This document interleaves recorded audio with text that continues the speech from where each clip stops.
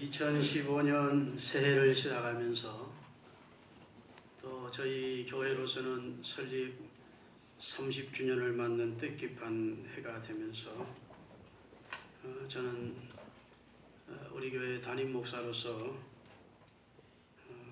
느끼는 감회가 큽니다. 먼저는 성삼위 하나님께 오늘 우리 교회와 제가 있게 해주심에 무한한 감사와 영광을 돌리고, 또 함께 주님의 교회를 섬겨오신 사랑이 풍만한 우리 장로님들, 좋으신 권사님들, 또 한수 입사님들과 일파 집사님들께 감사하는 마음과 사랑을 전합니다. 오늘 아침 교회를 일찍 나와 보니까 벌써 나오셔서 먼 곳에 사시는 분인데, 교회 학교 어린이들을 태우기 위하여 교회 차량 봉사에 여러분들이 나서는 것을 보면서 이런 분들의 헌신과 충성 때문에 오늘의 우리 서울신흥교회가 오늘까지 은총을 입으며 존재해왔고, 저도 큰 사랑을 입고 살 수 있었다, 이렇게 생각이 됐습니다. 찬양대원들, 교사들, 또 저 좁은 데서 고생하는 미디어 부서의 봉사자들, 찬양단들, 구역장, 또 여러 모양으로 관리를 맡아서 성전 관리와 주차를 위해 수고하신 분들, 하여튼 하나님 앞에 서서 충성해 주신 분들께 진심으로 감사드립니다. 저도 여러분을 진심으로 사랑하고 좋아하고,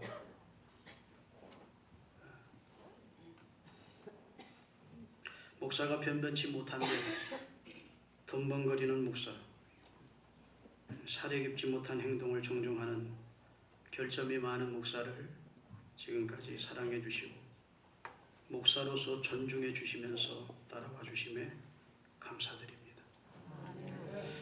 평생을 목사가 변했다는 말을 안 듣고 싶습니다.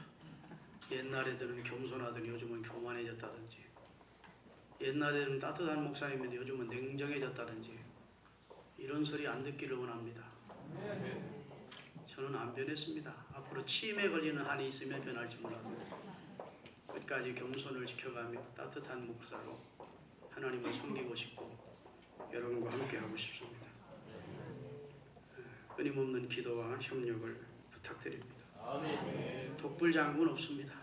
여러분 다 함께 주일에 동참해 주셔서 우리 교회가 오늘까지 평안하게 든든히 서왔음을 인하여 이 첫 주일에 하나님께 감사하고 여러분에게도 고마운 마음을 표합니다. 오늘 본문은 여러분이 늘 주일날 나오면 듣는 내용입니다. 우리 주 예수 그리스도의 은혜와 하나님의 사랑과 성령의 교통하심이 너희 무리와 함께 있을지어다. 이게 이제 목사님들이 예배 마칠 때 하는 축도의 내용입니다. 이것은 사도 바울이 고린도 교회의 두 번째 보낸 편지의 마지막 부분에 저들에게 축복을 선언해 주는 내용이에요. 참으로 짧지만 구비된 놀라운 신학적인, 그리고 체계적인, 그리고 축복된 내용입니다. 우리 주 예수 그리스도의 은혜, 하나님의 사랑, 성령의 교통이 너희 무리와 항상 함께 있을지어다. 이건 그리스도인에게 주어진 축복입니다. 불신자들은 주 예수 그리스도의 은혜를 모릅니다. 하나님의 사랑도 모릅니다. 또 하나님의 사랑을 힘입고 살지 못합니다. 하나님의 특별 은총과 특별 사랑을 못 받죠. 우리만 받는 것이죠. 그렇죠? 성령의 교통은 저들은 성령이 있음조차도 모르니까, 불신자들은. 근데 우리 안에 성령님이 오셔서 우리는 성령님과 통해서 하나님과 교통할 수 있는 축복을 받았어요. 이런 축복이 항상 너희 가운데 있을지어다라고 선언해 주는 겁니다. 그래서 서구 브라파나 미국에 있는 성도들은 예배는 못 참석해도 축도하는 시간만 꼭 와서 축도는 받고 가려고 한다. 축복은 우리나라만 좋아하는 게 아니고 다 복 받는 건 좋아하는 것 같아요. 축도 못 받고 예배 중간에 나가는 분들은 귀한 시간 빠지는 겁니다. 그런데 이제 젊은 30대 목사가 70대 장로님들이 막 원로 장로님들이 많은 데서 찌어다 하니까 건방지다. 그러니까 우리는 그렇게 축도하지 말고 예수 그리스도의 이름으로 죽어나옵나이다 이렇게 해요. 감리교나 통합식 같은 데서는 바꿨습니다. 그래서 성경대로 하지 않고 우리 주 예수 그리스도의 은혜와 하나님의 사랑과 성령의 교통하심이 함께 하시기를 예수 그리스도의 이름으로 축원하옵나이다. 축원하옵나이다라고 해요. 근데 우리 교단에서는 성경대로 하자.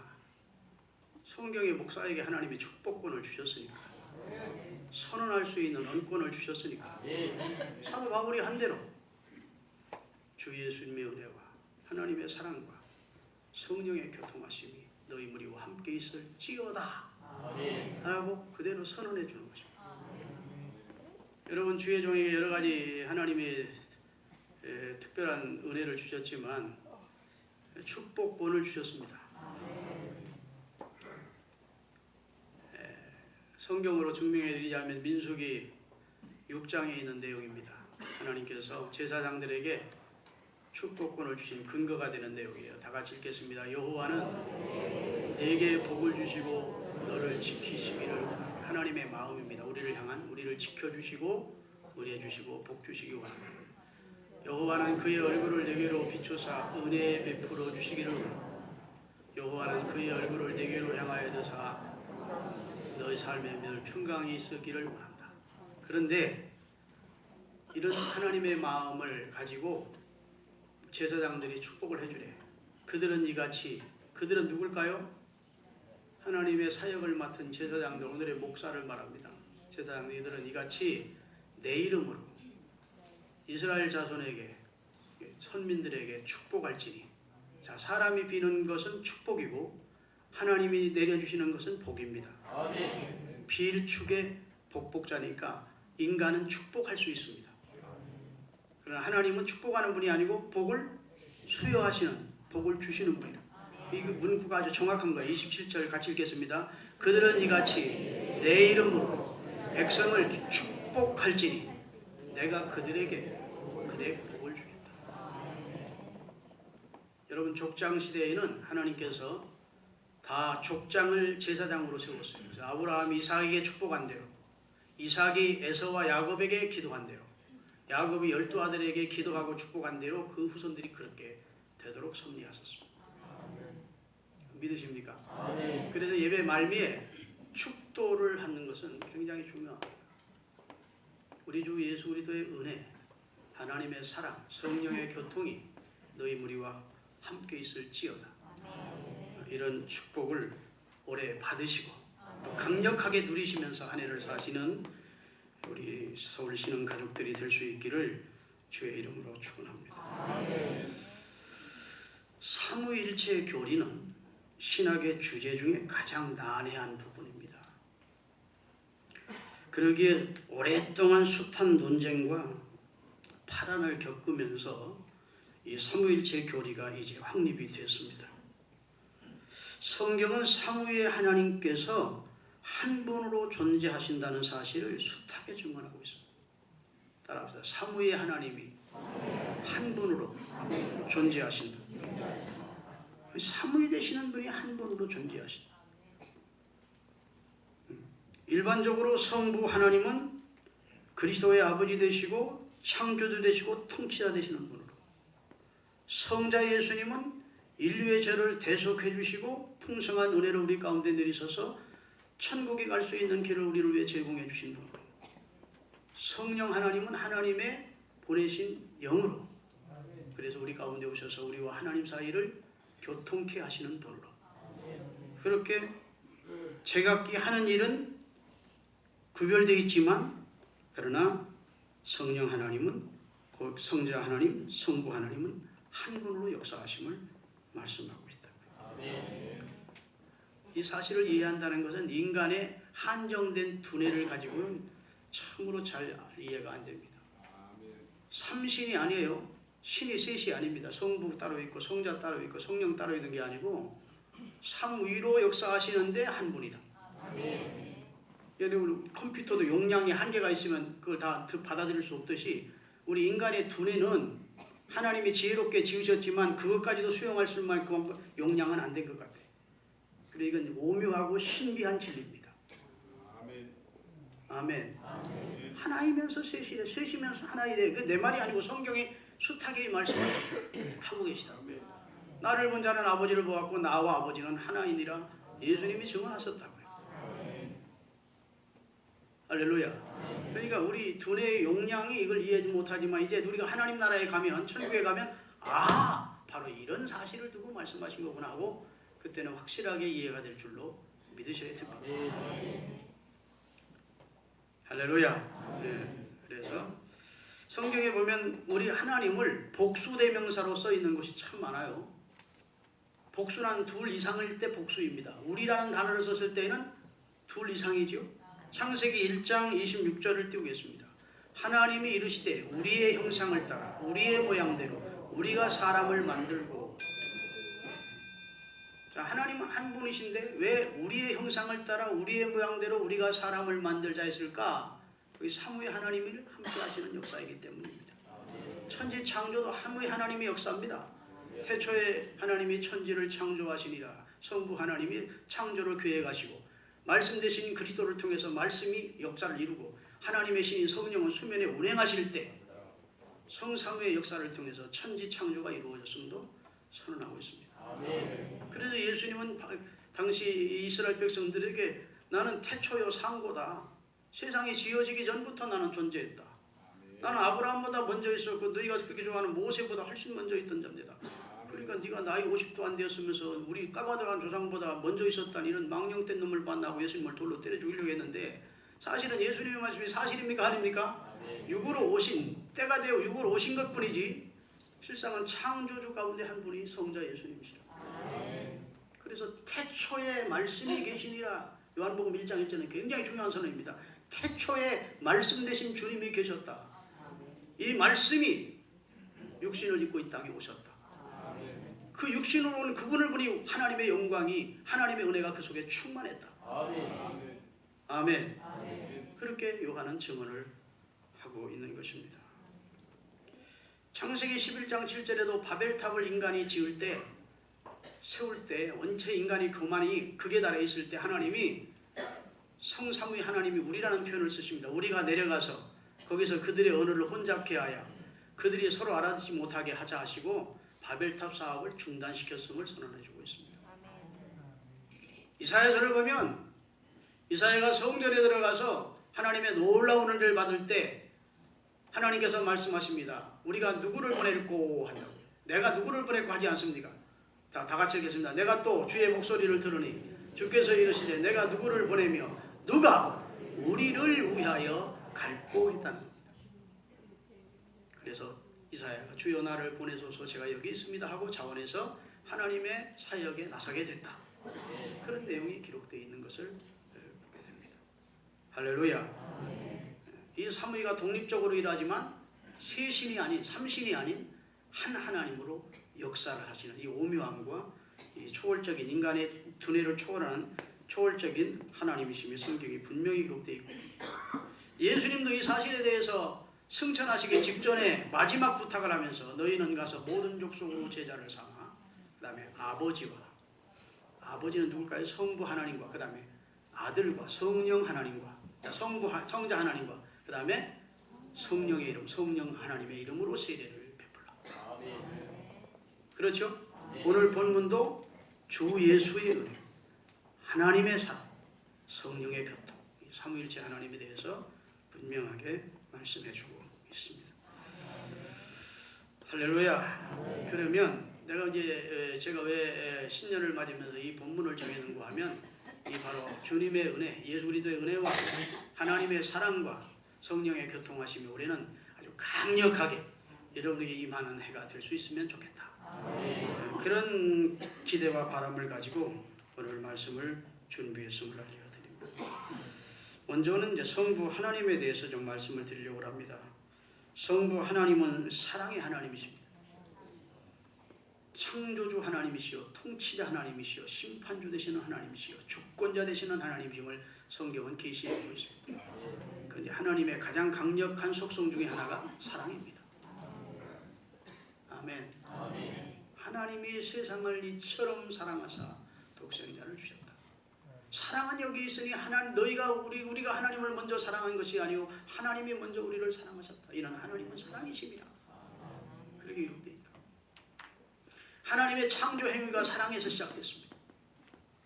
할렐루야. 하나님의 선택에도 사랑이, 하나님의 구원 역사에도 사랑이, 하나님이 그 아들을 보내심도 사랑이.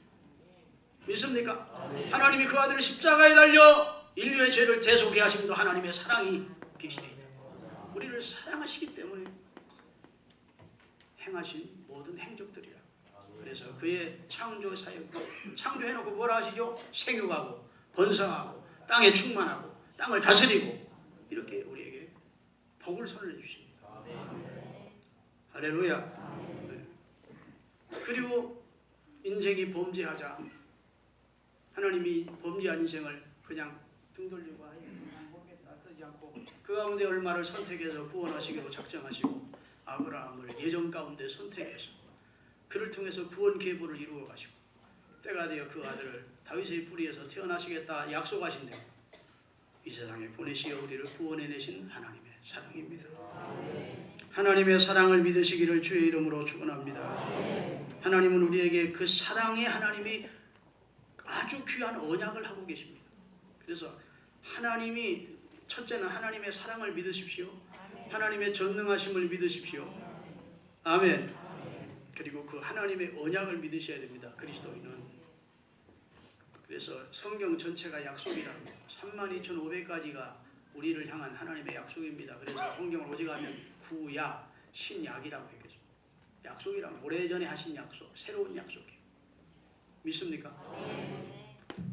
약속으로 가득 차 있는데 하나님은 시건하시는 분이 아닙니다. 민수기 23장 19절을 같이 읽겠습니다. 하나님은 사람이 아니시니 거짓말을 하지 않으시고 인생이 아니시니 말씀해놓고 후회가 없으신 분이다. 어찌 그 말씀하신 자를 행하지 않으시며 하신 말씀을 실행치 아니하시랴.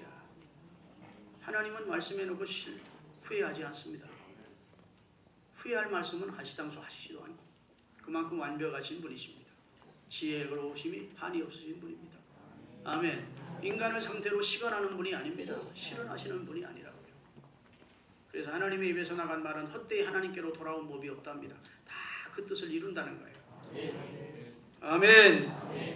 하나님의 약속은 신실합니다. 올 한 해 동안 여러분 하나님의 약속을 붙들고 사시기를 예수 그리스도의 이름으로 축원합니다. 그는 전능자이심으로 그의 약속을 이행하려 하실 때 아무도 그 약속을 이행치 못하도록 가로막을 대상이 없어요.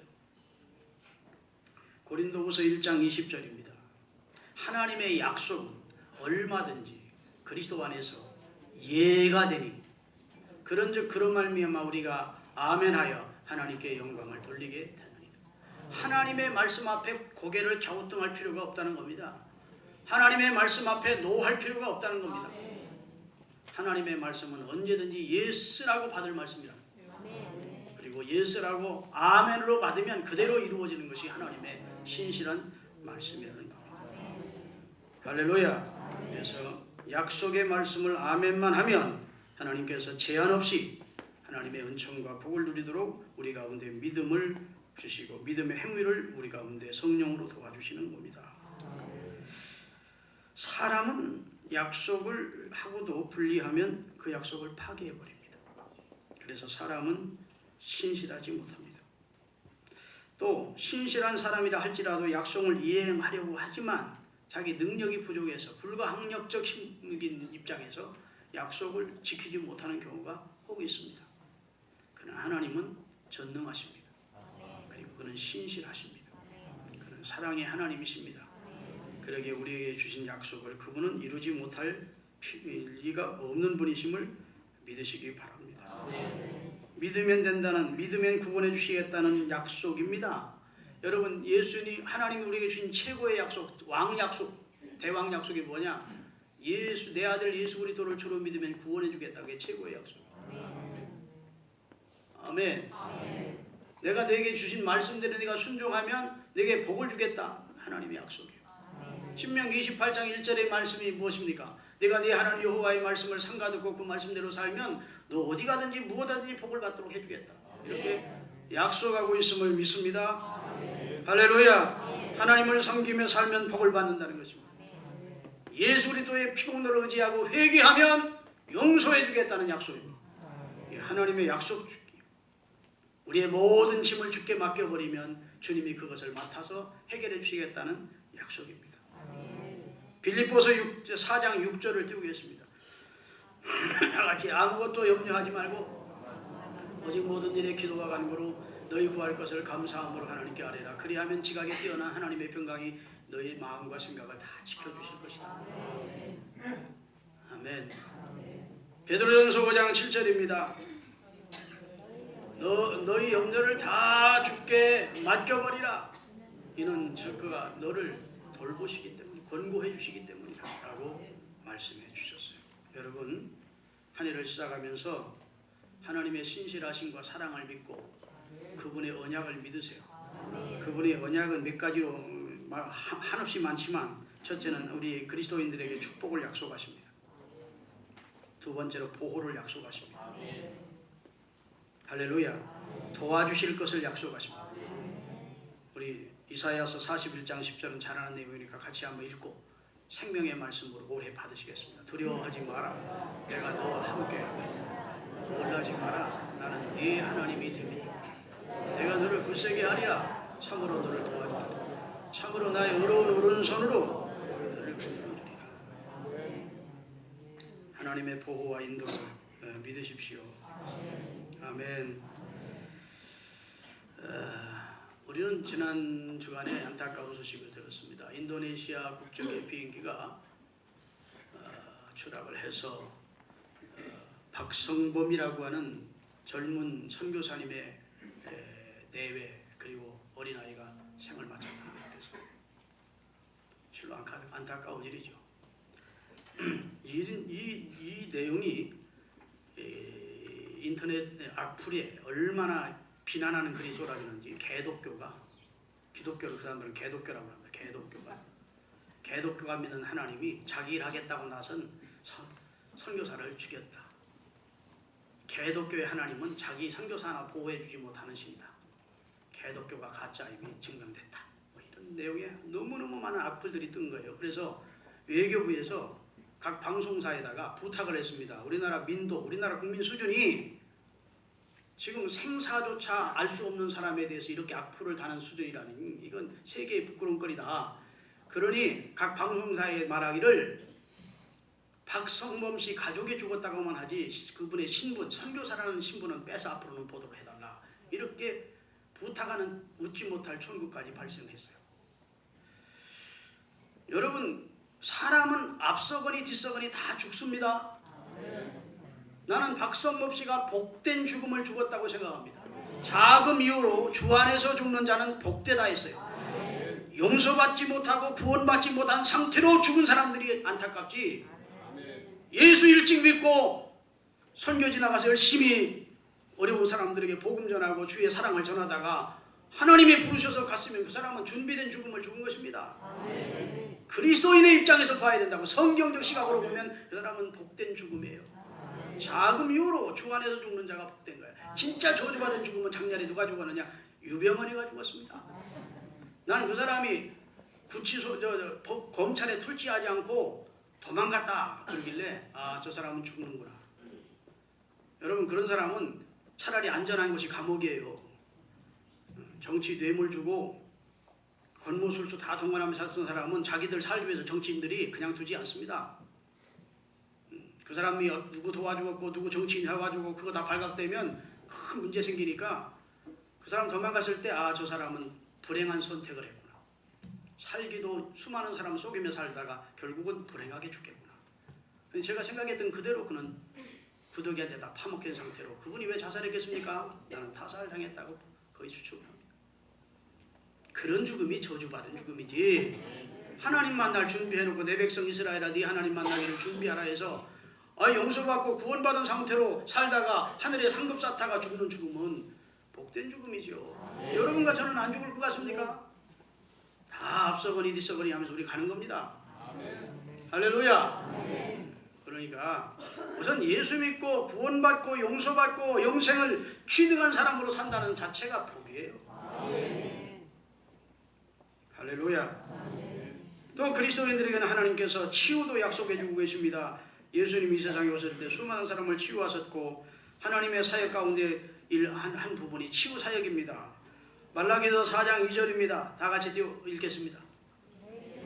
내 이름을 경외하는 너희에게는 의로운 태양이 떠올라서 치료하는 광선을 비추리니 너희가 나가서 외양간에서 나온 송아가지 같이 길이길이 뛰리라. 병들어 누워있다가도 하나님이 치유의 광선으로 성령으로 역사해 주시면 치유받고 기뻐 뛰는 역사가 나타날 것을 선언해주고 있다. 또 하나님을 경외하며 믿음으로 사는 사람에게 하나님은 또 한 가지 약속을 하셨는데 후손에게도 복을 주심을 약속하셨습니다. 시편 37편 25절에 보면 의인이 결식하거나 의인의 후손이 결식하는 일은 없다는 거예요. 다 같이 내가 어려서부터 늙기까지 의인이 버림을 당하거나 그의 자손이 거지처럼 사는 거 못 봤다. 하나님을 경외하며 믿음으로 산 사람들의 후손들이 거지처럼 사는 것을 못 봤다는 겁니다.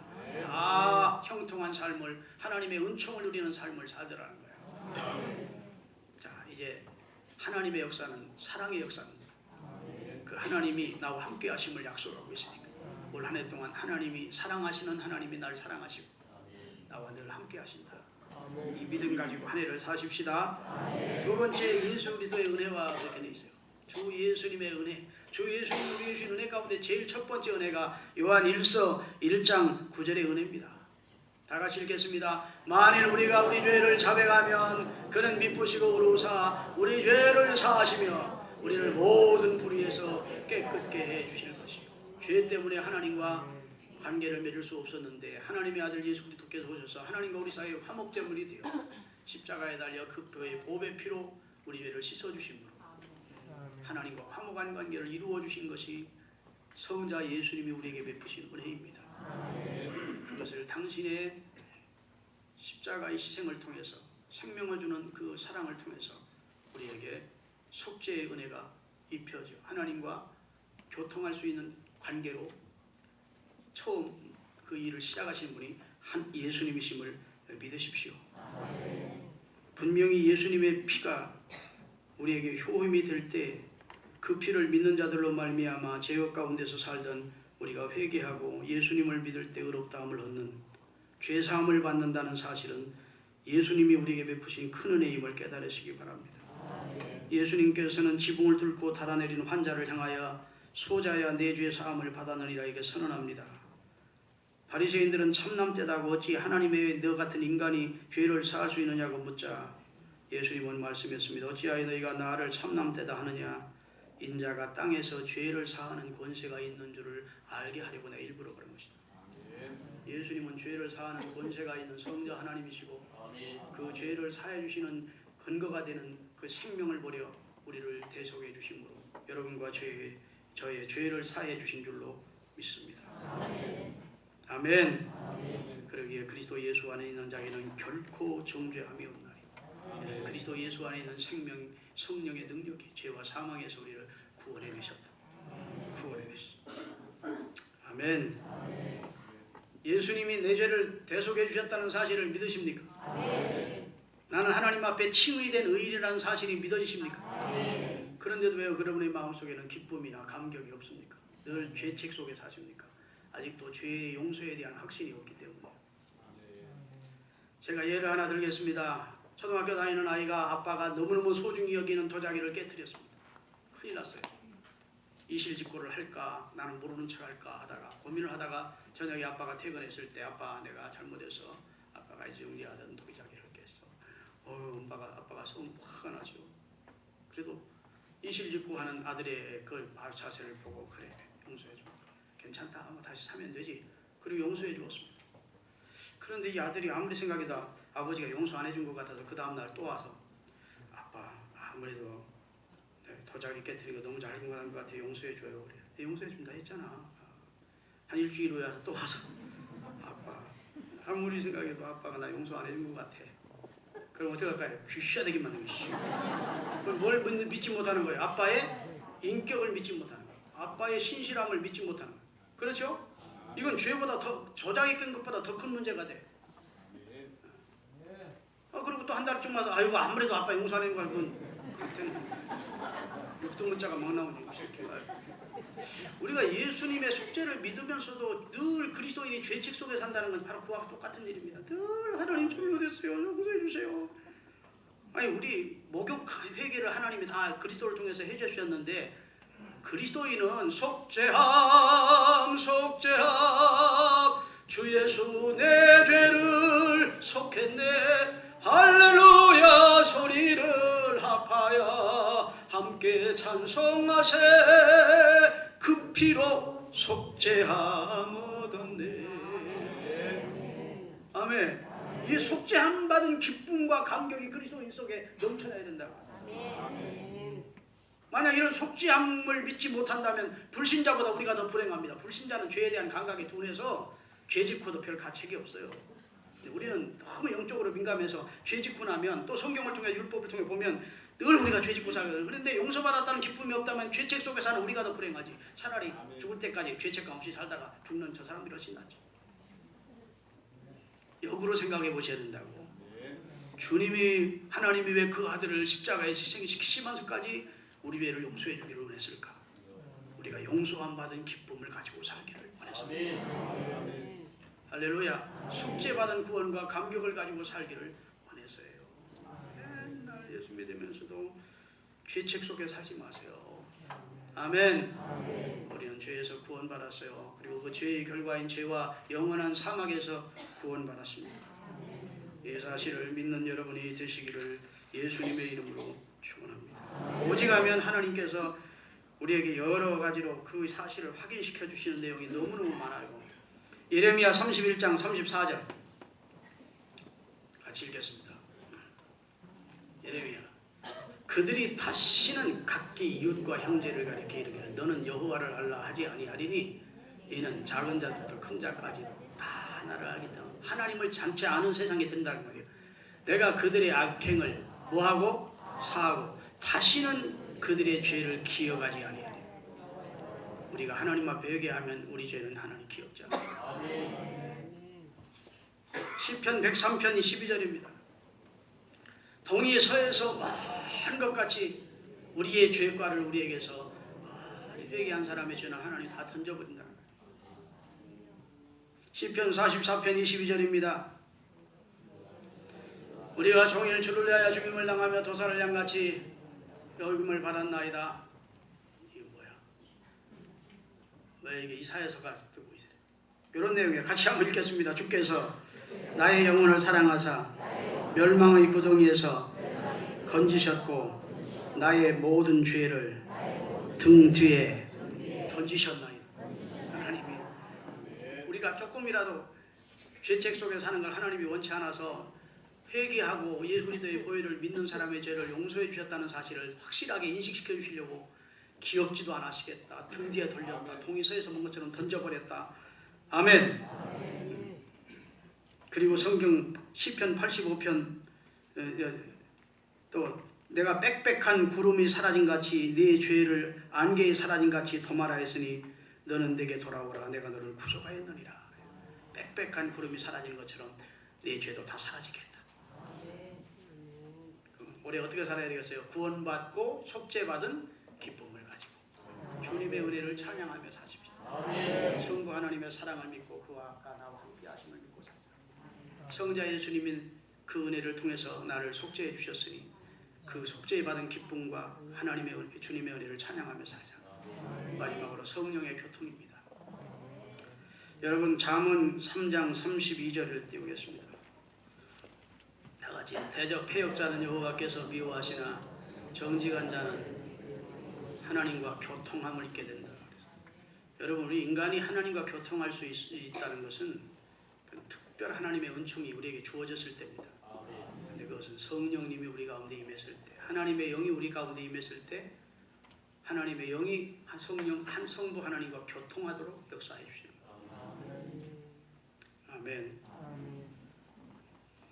로마서 8장 26절 띄우겠습니다.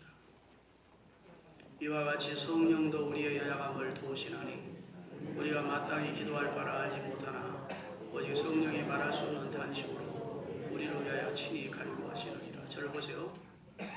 우리 안에 와 계신 성령님이 내 몸을 성전 삼고 우리 안에 와 계신 보혜사 성령님께서 내 안에서 하시는 일 가운데 첫 번째, 내가 빌바를 알지 못하고 잘못 구할 때에는 다시 교정해서 하나님 앞에 기도해 준다. 내가 죄를 범할 때에는, 성도가 죄를 범하여 부패한 짓을 할 때에는 하나님의 성령이 내 안에서 탄식하면서 나 김철중이를 긍휼을 베풀어 주실 것을, 은혜를 베풀어 주실 것을 하나님 앞에 기도하신다. 오늘 우리가 믿음을 지킬 수 있었던 것은 성령님의 도우심입니다. 성령이 깨닫게 하시고 감동시키시고 감화시키시고 어떤 때는 책망하시고 어떤 때는 위로해 주시고 그러면서 주의 백성을 인도해 가신다. 성령이 하시는 일은 하나님과의 교통을 통해서 천국까지 우리를 견인해 가시는 역. 성령의 역사가 견인 역사입니다. 고장난 차를 견인차가 와서 끌고 가도 고장난 우리를 성령 하나님이 끌고 천국까지 가고